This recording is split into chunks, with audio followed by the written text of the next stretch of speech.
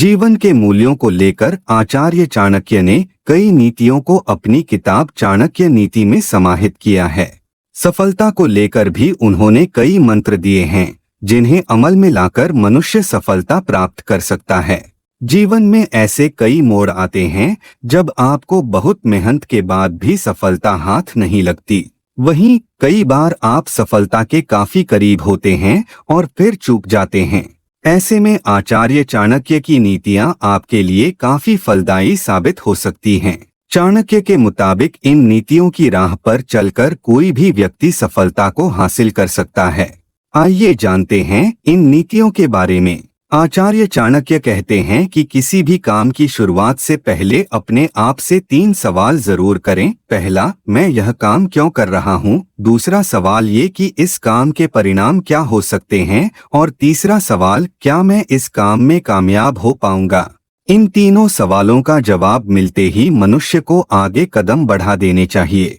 चाणक्य कहते हैं कि हमें हमेशा दूसरों की गलतियों से सीखना चाहिए। अगर हम खुद पर प्रयोग करके अपनी गलतियों से सीखेंगे तो इसके लिए उम्र कम पड़ जाएगी। आचार्य चाणक्य कहते हैं कि कुछ लोग ज्यादा आलसी होते हैं। वो स्थिति में परिवर्तन करने का प्रयास नहीं करते, वर्तमान हालात को ही सब कुछ मानकर जीवन जीने लगते हैं। लेकिन ऊपर उठने की चाह रखने वाला मनुष्य कभी ठहरता नहीं है, बल्कि वो हर स्तर पर आगे बढ़ता है और कामयाबी के लिए अपना सब कुछ दांव पर लगाने से नहीं डरता। चाणक्य कहते हैं कि मनुष्य जीवन में मिली हार को भुलाकर आगे बढ़ने पर ध्यान देना चाहिए। पीछे का सोचकर हम वर्तमान को भी खराब कर रहे होते हैं। वहीं सफल व्यक्ति हमेशा वर्तमान में जीते हैं। आचार्य चाणक्य कहते हैं कि मनुष्य को अपने कर्म और सामर्थ्य पर भरोसा होना चाहिए, क्योंकि कोई भी व्यक्ति अपने कर्मों से ही महान बनता है, जन्म से नहीं।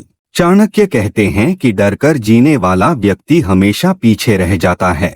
इसलिए कामयाब बनना हो तो डर को अपने पास नहीं आने देना चाहिए। आचार्य कहते हैं किसी भी काम को शुरू करते वक्त उसे लगन से करना चाहिए।